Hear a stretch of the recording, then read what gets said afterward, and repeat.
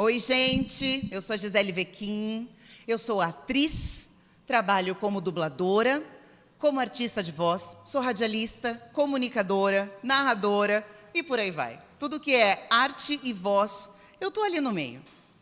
Eu vim hoje aqui conversar desse simpósio, né, de cinema, o primeiro simpósio de cinema internacional do Pod.cine. Tá certo o nome, né, gente? Tá. Sobre voz, sobre a minha carreira. Eu vim aqui especificamente para falar desse nicho, mas eu quero voltar um pouquinho e falar de arte. Como que a arte começou na minha vida? Por que eu segui esse caminho? Porque a minha voz já era grave de criança? Não. Puxando na memória, eu me fiz essa pergunta e eu lembrei que aos 10 anos eu ia muito ao teatro, sozinha, no Anfiteatro Municipal de Santa Bárbara do Oeste, que é no interior de São Paulo. Um anfiteatro pequeno, ali embaixo da prefeitura. Tinham espetáculos infantis todo domingo às 10 da manhã. Eu estava lá, na primeira fila. Da onde surgiu essa vontade? Por que eu pegava minha bicicletinha, ou por que eu falava, mãe, me leva, ou pedia para a vizinha me levar? Da onde surgiu isso? Me perguntei, busquei na memória da escola, dos projetos sociais que levam teatro até a escola.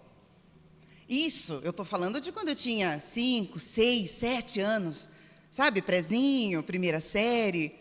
É desse lugar que se formou em mim a paixão pelo teatro, o respeito pelo palco e a vontade de contar e assistir histórias, porque eu sou uma compulsiva de ir ao teatro. Eu gosto de cinema, eu gosto de espetáculos musicais, concertos, eu vou atrás. E a gente tem muito disso nesse Brasil, temos muitos projetos sociais e a gente tem que aproveitar. Voltando. E eu me lembro que os espetáculos na minha escola eram sempre no pátio, onde é o nosso recreio, que é o nosso espacinho sagrado quando a gente é criança. Fazia ali o espetáculo, eles montavam, a gente ficava nas salas. Ai, o que vai ter?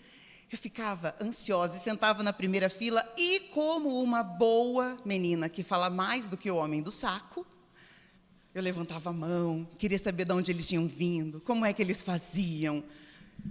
Ok, fui crescendo, já muito ávida do que eu queria fazer, e pedi para minha mãe me deixar fazer teatro numa cidade vizinha, Santa Bárbara do Oeste, Campinas. Ah, mas como é que você descobriu esse lugar? Listas amarelas. Se alguém se lembra disso, não existia internet na época, não existia nada disso. A gente pegava uma lista telefônica e lá no final tinham as empresas. Eu fui de cidade por cidade até encontrar uma escola de teatro chamada TESPES. Iniciei no TESPES com 12 anos. Eu pegava um ônibus de Santa Bárbara do Oeste e ia para Campinas sozinha de ônibus. Não tinha GPS.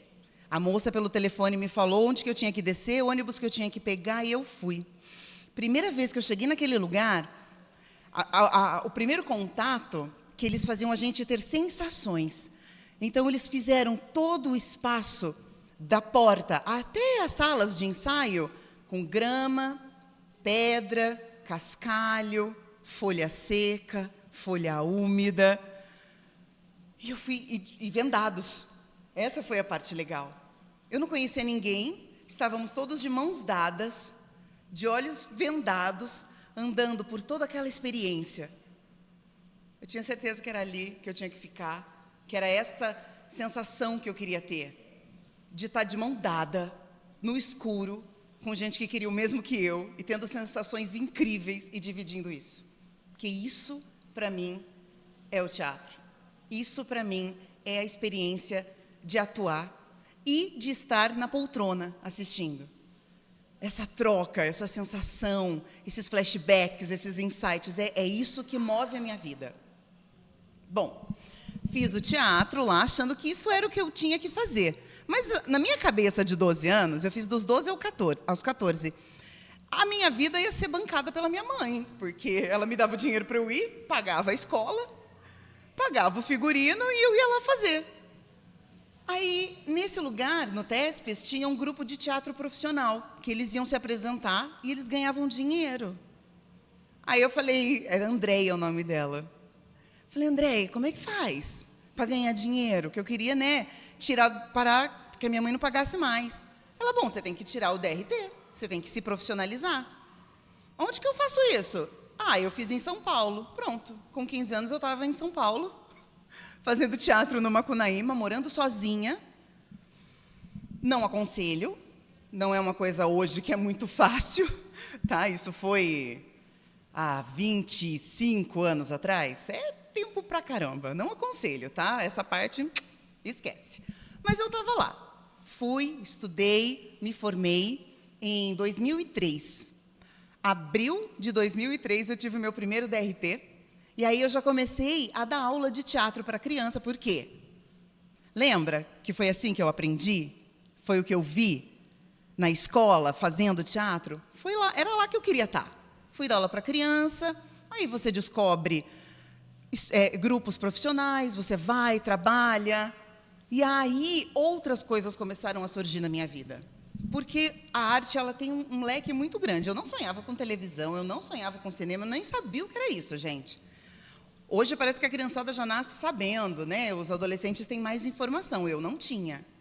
E eu também não tinha o sonho, porque o sonho nunca foi mais. O sonho sempre foi ser. Então, eu estava tão feliz ali que eu não fui buscar outra coisa. Mas as coisas foram chegando. Um sonho, não era bem um sonho, mas uma coisa que eu achava incrível, era na TV Cultura, tinha um programa que chamava Contos de Fadas. E era internacional, tá? Eram atores ingleses, se eu não me engano, que contavam as histórias e tinha uma narradora. E eu falava, gente, eu queria tanto ser essa narradora para contar essas histórias. Eu queria saber contar desse jeito. Mas eu guardei aquilo dentro de mim. Um tempo depois, surgiu o Planeta Terra, que é também um programa de documentários na TV Cultura. E eu falava, caramba, que maneiro ficar narrando tudo isso e ser a voz ali dentro, contar histórias. Ali foi surgindo, foi nascendo em mim a vontade de contar histórias. Segura essa informação. Jairo Matos foi meu professor de voz. No teatro a gente tem aula de tudo, né? Um professor de voz, ele falou, cara, você tem uma dicção muito limpa, uma intenção diferente. Vai fazer dublagem? Eu falei, vou. Onde que eu vou? Onde que eu vou? Me dá esse telefone aí. Fui em 2 casas de dublagem fazer estágio na época. Eu estou falando isso 2005, gente, mais ou menos, tá? 19 anos atrás. Fui, fiz os estágios, só que eu já era grande, desse tamanhão todo, já tinha essa voz grave. Cheguei lá para fazer o estágio. Aí o diretor falou, vamos fazer um teste. Aí ele colocou para fazer um teste uma mulher, a atriz, né, do filme, era uma policial, uma mulher negra, de seus 40 anos. Eu tinha 15. Não deu certo. Por quê? Porque naquela época, talvez, como existe ainda, a gente vai falar sobre essas caixinhas, tinham caixinhas de voz, caixinhas de modelos. A mocinha é assim, a malvadinha é assado. Então, a minha voz não coube ali. E ele falou para mim, olha, eu acho que não vai rolar, sua voz não encaixa aqui. Sabe o que eu fiz? Nada. Eu acreditei nele. Lembra que eu falei que eu era bem inocente? Eu acreditei nele, fui embora. Fui fazer teatro, fui fazer outras coisas e fui fazer rádio. Porque no rádio, sim, eu fui bem aceita. O rádio me adorou, sou expansiva, falo pra caramba, já sabia ali, aprendi rapidamente a mexer nos equipamentos. Fiquei um tempão no rádio. Até que eu senti falta do teatro. Voltei para o teatro. Voltei a fazer teatro, voltei a estudar, voltei a rodar com peça. E a vida me deu uma rasteira. Tive que parar com tudo, tive que trabalhar em outras coisas. Fui trabalhar com marketing, fui trabalhar com mídias sociais. E aí, a vontadinha da dublagem voltou. Estava meio tristinha, assim, sabe quando você está precisando de um up? Fui fazer um curso de dublagem. Pronto, meu mundo acendeu de novo. Falei, cara, quero fazer narração. Todo mundo quer fazer dublagem para fazer desenho. Eu falei, eu quero fazer narração. E fui atrás de fazer narração, mas eu já tinha 34 anos nessa época. Já não era mais uma criança. Dos 15 que falaram que eu não tinha chance, eu voltei com 34. Já, não digo que eu estava me sentindo velha, mas eu sabia que eu tinha perdido ali 20 anos, quase. É muito tempo. Então, eu corri atrás. Eu falei, bom, agora eu sou uma mulher adulta. Agora eu pego a rédea da minha vida e vou. Eu fiz todos os cursos que vocês puderem imaginar no espaço de 1 ano e meio. Fiz curso com a Mabel César, também com Felipe Grinan, com o Cláudio Galvão, do Rio de Janeiro, com a Melissa Garcia, fiz 2 cursos, fiz curso no Senac de Campinas, fiz curso no Senac de São Paulo, eu fiz curso de narração com o Lauleta, com Nicola Lauleta. Então, em 1 ano e meio, eu fiz mais de 10 cursos. Eu fui atrás para correr atrás do tempo que eu perdi mesmo. 20 anos é muito tempo. Eu já, né? Eu tinha que estar junto com as pessoas que estavam ali, fazendo direito. E começou a dar certo.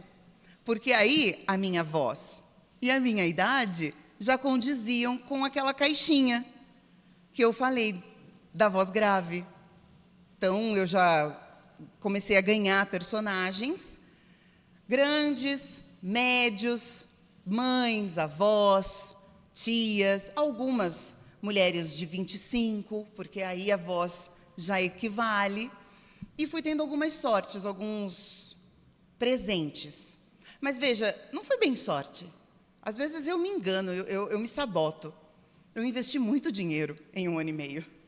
Todo o dinheiro que eu tinha, eu investi em curso. Para conseguir chegar lá na hora do teste, ou na hora de fazer um registro de voz, eu dizer que eu tive sorte e passei. Não foi sorte, foi trabalho.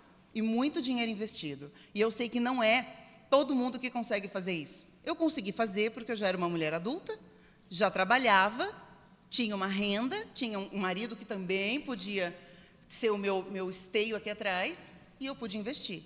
A gente tem que deixar esse recorte bem claro, porque não é nem sorte, quem não tem... quem não nasce numa família ali de dubladores, que já vai crescendo e aprendendo, né? Então, não é sorte, é investimento, mas também se você não tem grana para investir, vai devagar. Não desista, mas vai devagar, vai investindo, também não saia fazendo tudo de uma vez, que o mercado... A Mabel César ontem fez um simpósio aqui, e eu participei, e ela falou essa frase: não tem tanto trabalho assim para todo mundo. Né? Não dá para você chegar e você já vai entrar nesse mundo e mergulhar nele e viver somente dele.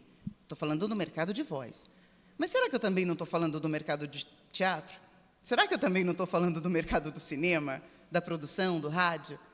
Sempre é assim. Quando a gente vai começar algo novo, a gente tem que ir, sim, com os 2 pés no peito, mas sabendo que embaixo da gente tem um colchão se a gente cair, para amaciar a queda, entendeu?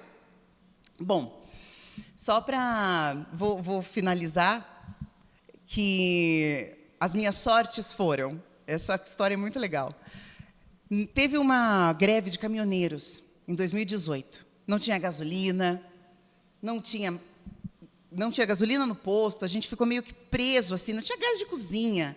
E eu recebi uma mensagem de uma casa de dublagem, que eu trabalhava pouquinho. Aí apagou a mensagem. Eu mandei: oi, você me chamou? Azil Ferraz. Aí ela: desculpa, linda, não era você. Eu, cheia de coragem, respondi: se você precisar de mim, eu tenho gasolina. E foi minha sorte. Olha que doideira. Foi sorte ou foi petulância? Foi sorte ou foi coragem? Ela falou: tá bom. Acho que ela foi lá, olhou meu registro de voz, e eu ganhei uma personagem, que ela se chama Karen, que na época era do 90 Dias para Casar, e de 2018, estamos em 2024, eu ainda dublo ela. é um reality. Muito louca, muito doida. Mas de lá para cá, eu ainda dublo ela. São 6 anos? 5? É muito tempo. Então, não foi sorte, foi preparo. Eu me preparei em todos aqueles cursos para, na hora dessa oportunidade, né, do celular, eu poder arriscar. Olha, se precisar de mim, eu tô aqui. Eu realmente tinha gasolina, tá, gente? Eu morava na esquina de um posto, eu vi quando o caminhão chegou, fui lá e enchi meu tanque. Isso foi sorte. Isso foi sorte. Bom, e a segunda grande chance que eu tive foi por ter a voz grave, foi por já ter feito alguns outros trabalhos, e eu fiz o teste para Castlevania, da Carmilla, que é um anime muito famoso dentro da Netflix. Tem jogo, livros, tem uma comunidade enorme, eu sou muito grata. Sexta-feira à noite, 8 da noite, eu fiz o teste, super cansada, mas numa empolgação incrível, e eu passei, e eu fiz 3 ou 4 temporadas. Não vou dar spoiler, porque quem não conhece vai assistir. E foi dessa personagem que eu consegui conquistar outros estúdios, que eu consegui conquistar um olhar para de outros estúdios, de outros diretores. Então, acho que eu deixei bem claro para vocês que é trabalhar todo dia, é matar um leão por dia, todo dia. Eu queria falar uma coisa sobre o audiovisual, sobre as nossas... Voltar um pouquinho naquela caixinha que eu falei da voz, que a gente tem caixinhas dentro da dublagem, da voz mesmo, né? A voz de velha, a voz grave, a voz de mocinha. Isso é normal, acontece. Mas isso acontece nos filmes também. Isso acontece no teatro também. A gente não vê muitas mulheres do meu tamanho, do meu biotipo no cinema, nem na televisão e nem no teatro. Quando a gente vê, normalmente a gente fala, nossa, que belezinha, né? Que coragem a dela tá lá. Ela ralou muito para estar lá. Porque eu mesma faço pouquíssimas coisas. E quando eu sou chamada para fazer televisão e cinema, é muito pontual. Tem muito o biotipo, pode ser esse biotipo, mas são pontas. Então, vamos abrir a mente, você que está me assistindo e que está nesse simpósio, está pensando em roteiro, está pensando em animação, abre a mente para novos corpos, para novas cores, para novos sotaques. E assim a gente vai diversificando realmente a nossa arte, realmente o nosso olhar. Abram a mente, inclusive, para pessoas com TDAH, pessoas com autismo, pessoas com Down. Todos nós somos muito capazes. E a gente precisa se ver, se olhar, se reconhecer. Se até a Barbie, se até a Mattel conseguiu entender isso, o porquê a gente, do audiovisual, não consegue entender. Mesmo o de guerrilha, tá? Mesmo você que está sem grana, você quer muito vender o seu produto, invista em quem também está muito afim de fazer, está muito afim de aparecer. É isso. Acho que meu pod Talks é para dizer que todo mundo que está aqui é artista, então não esquece de onde você veio e do porquê você decidiu fazer o que você está fazendo. E tenta incluir estudo, tenta incluir na sua vida ousadia e as pessoas que estão à sua volta, que às vezes parecem invisíveis. Não é sorte, é processo.